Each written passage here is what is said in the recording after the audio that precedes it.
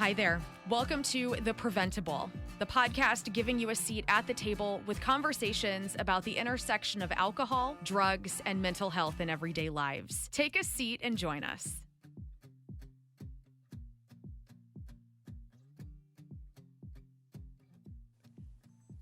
Welcome to The PrevenTable. With me today is someone who I hope to someday call my friend, but I've met and talked to you once before, and just in the little bit before we've started, I feel like we're sort of kindred spirits. But with me today is Amy Shaw, President and CEO of Nine PBS. Welcome. Thank you, Nicole. I think we can say friends. Oh, that's okay, good. Yeah, great. we can do that. Yay, we can do you that. just made my day. I do feel a kinship. It's good.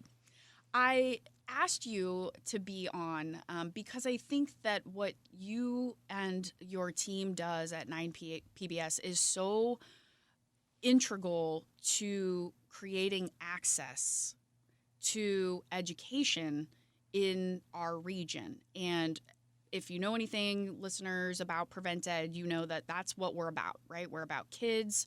We're about building life skills, beginning in kindergarten. And I just think that 9 PBS just does such an amazing job of it. So first of all, I'm sort of fangirling right now, so thank you. Thank you. Thanks. That makes me feel great. Yeah. I'm a big Channel 9 nerd. And we love them. And I know St. Louis, this podcast is listened all over the country, but most of our listeners are here in St. Louis. And traditionally, this market has been one of the leaders in terms of public television, correct? Yeah, we do. We have a great history. We have a great now. So in calendar 2020, 9 PBS is the most watched public television station in the country, the most watched public PBS station in the country. And that's as a percentage of households watching. That's from Nielsen, so it's verifiable. And we're really proud of that because that's an apples to apples comparison. It wasn't like the pandemic just hit St. Louis. Everybody was watching TV and streaming and consuming content voraciously throughout the pandemic. But in 2020, people in St. Louis were watching 9 PBS more than they were watching other PBS stations, which makes me very proud because I think it reinforces this idea of trust. We also say that people wanted a warm blanket during that time, and a lot of our content just wraps feels a warm. good. Yeah, it feels good. It's we also know it kind of anecdotally from content that we've created locally, where people are in the grocery store and they get recognized all the time. And those are people who are even on just short stints. And we know that people really pay attention. So we're very honored to hold that position in the community. But we also take it very seriously. We know it's a huge responsibility. And this idea of trust is critically important. So we have to make decisions that are always focused on that equity of trust and thinking locally about our community and honoring our history and then thinking about our future. And then you throw a pandemic into it and all the things that you're used to doing get changed. So right. What a time. Well, after we spoke the last time, you invited me to be on a Donnybrook episode. And the amount of people, Amy, that called, emailed, texted, my relatives who I've been working at this organization for 14 years. I'm on Donnybrook and now they care, they know. So great. I was recognized in the grocery store. Hey, weren't you on Donnybrook last night? My mind was blown. But then it also legitimized me in a lot of people's minds. So I think you all represent trust, but you also represent legitimacy in a way. I totally agree with that. I'm so glad to hear that. You'll have to come back on because Donnybrook, the second half hour, which we launched during the pandemic. Brilliant.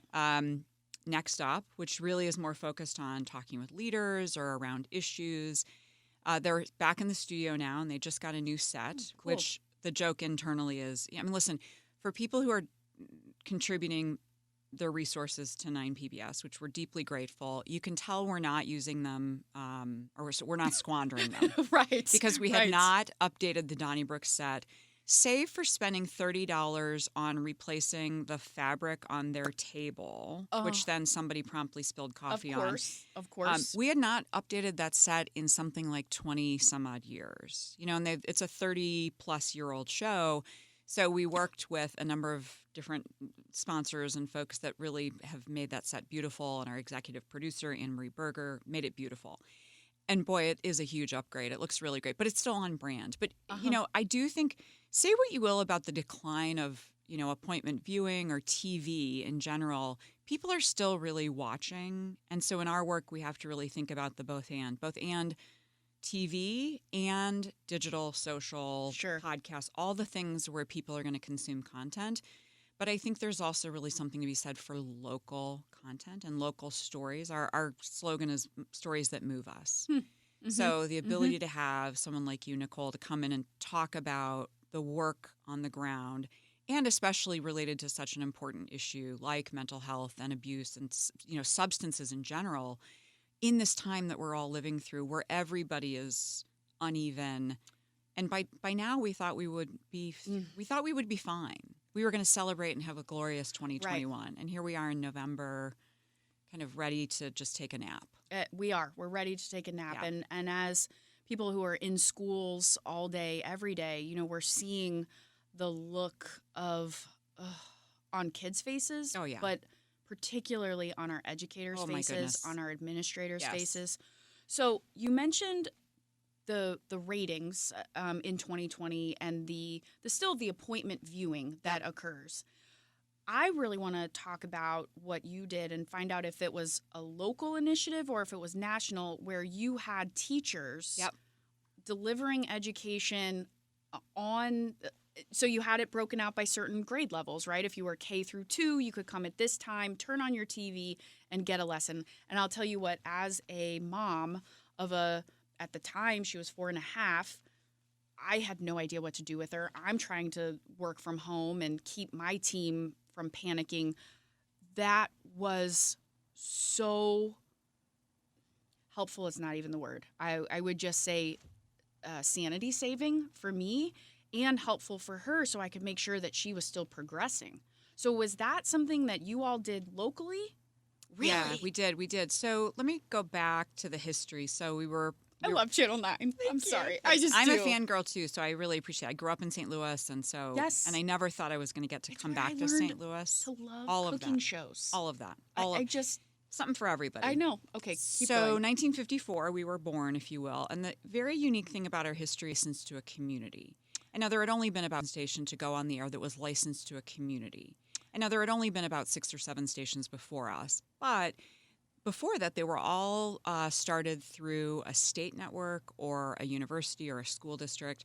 This idea of community licensee was very novel and came from St. Louis. So we really informed the whole industry.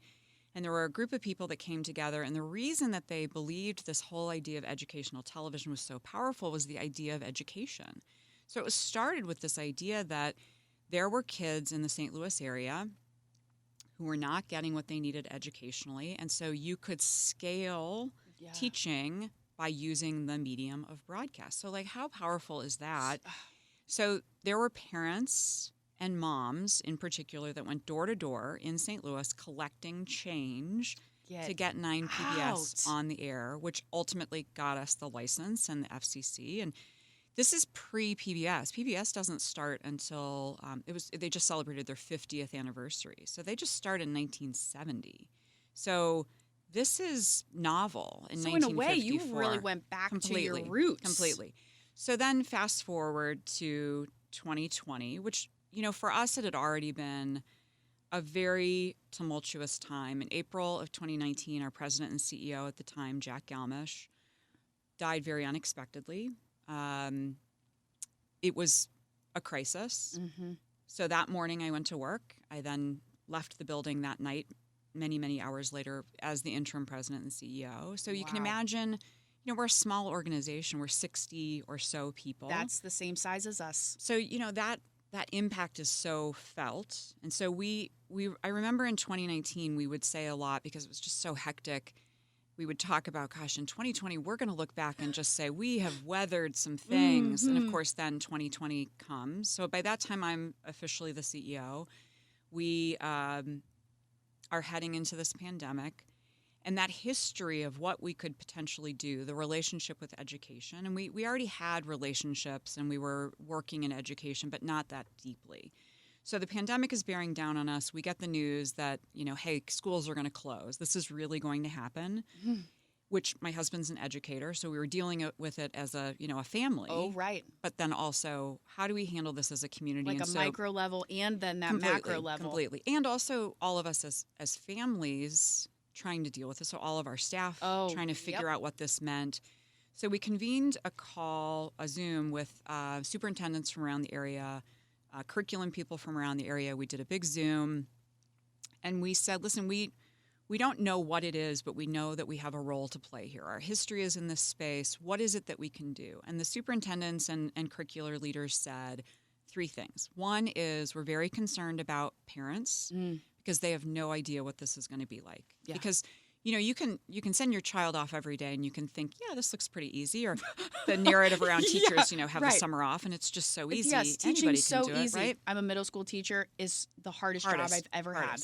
So they knew parents were going to really have a hard time with this. Plus, they're dealing with their careers and all the things that they're dealing with. So that's going to be tough. The second is young kids are going to have a really hard time with this because while the older kids are used to being in an online environment, the younger kids are not used to learning in that way or being sustained in that way. So that's going to be really hard. And the educators said we're really concerned about key areas like math and reading because those are things that are going to go by the wayside very, very quickly. So we said, our team on this call, listen, we're good in a crisis.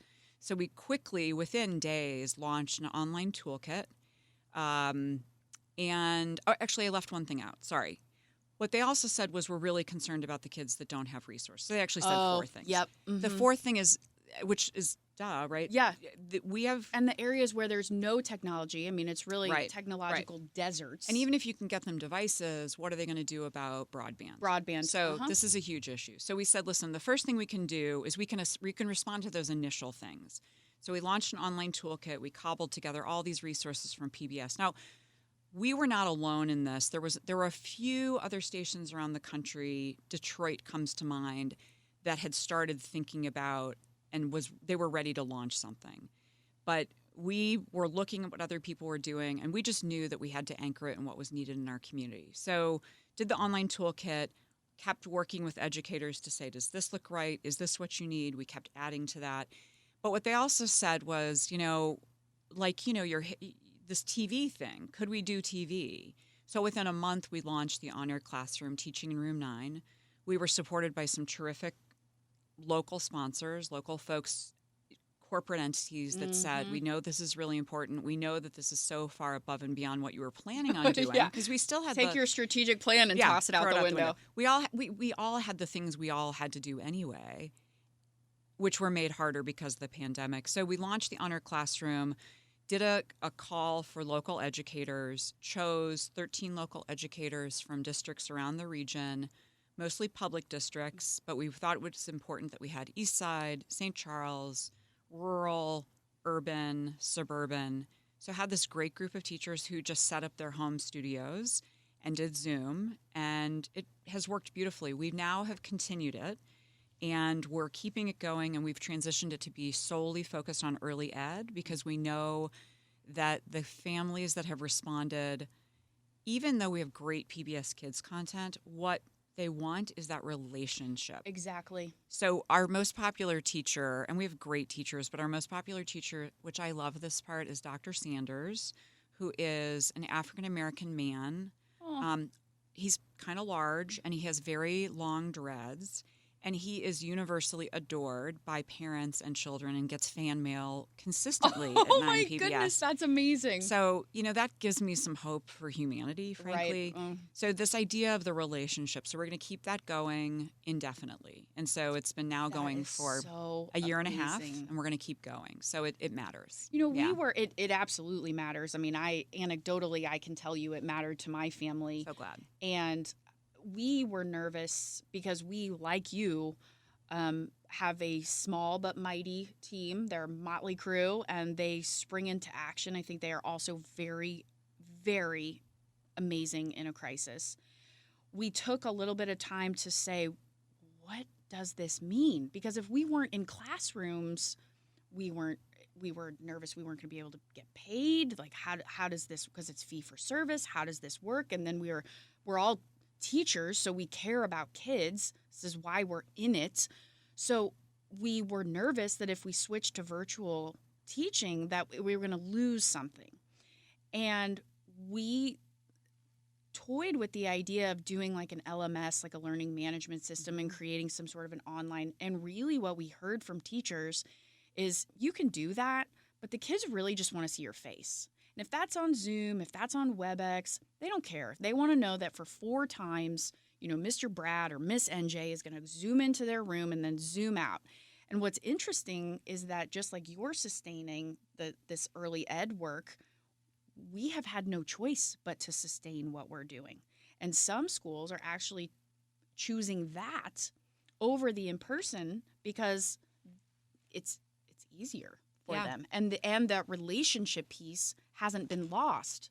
But we are shocked at how successful it's been, as I'm sure you all are pretty shocked at how successful it's been. Yeah, isn't it remarkable, Nicole, how, all the things that we think are so chaotic often yield this beautiful epiphany of, oh, right, we actually can do this and something comes better from it. And so I think that was the hard part initially is, you're so used to all the world working the way that it did, and then all of a sudden it didn't. And then we all found things that we liked a lot about that, that were better for our lives, better for our health, better for all kinds of things. Now, there are tons of challenges. Yeah. And I think the long-term nature of this is challenging.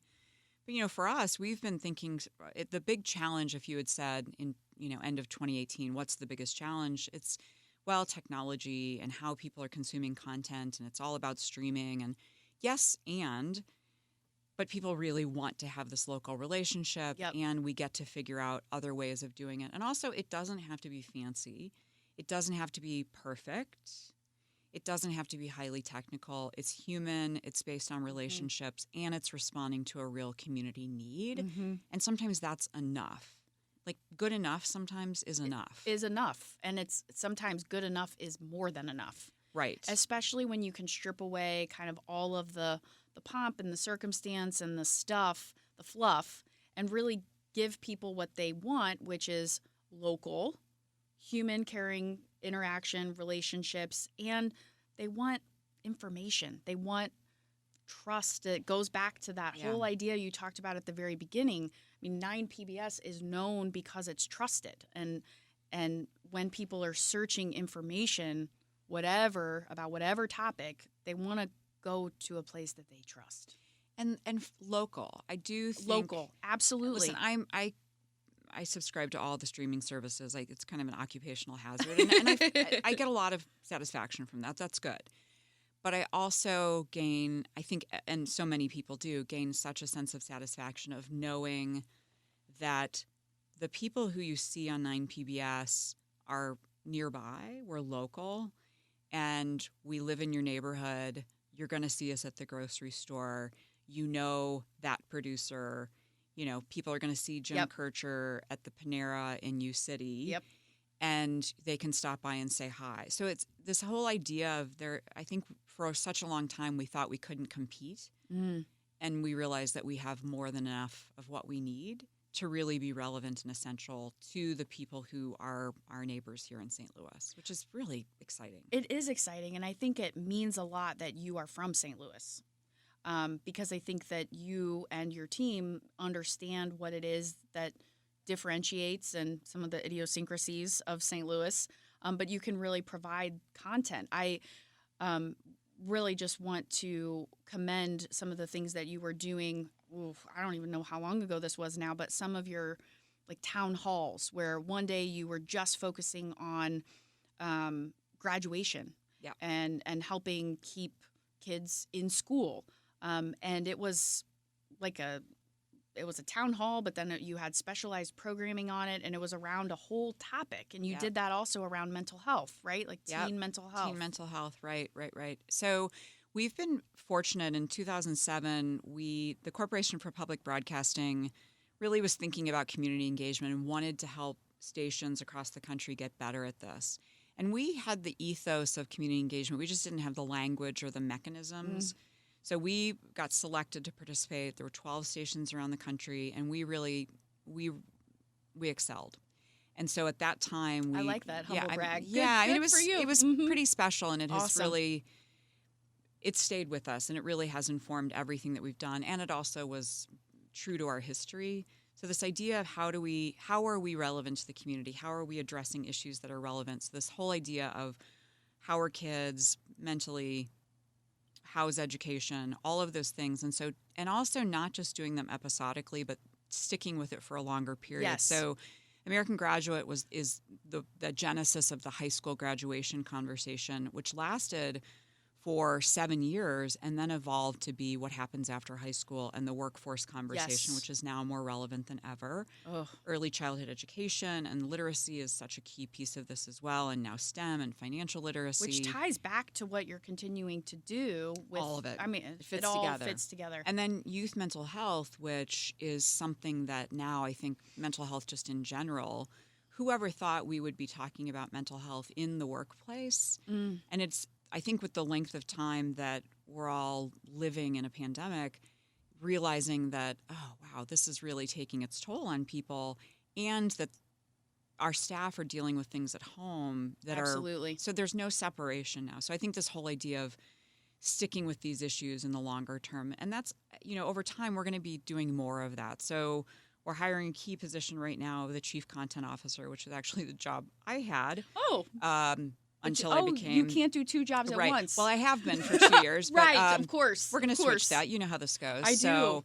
Yeah, it's time. And so how do we really even get better at local content, do more local content, obviously across multiple platforms? We're doing that, but how do we even expand that and be more relevant? So I really appreciate that you're a fangirl, because I love being from St. Louis. We lived away for 15 years.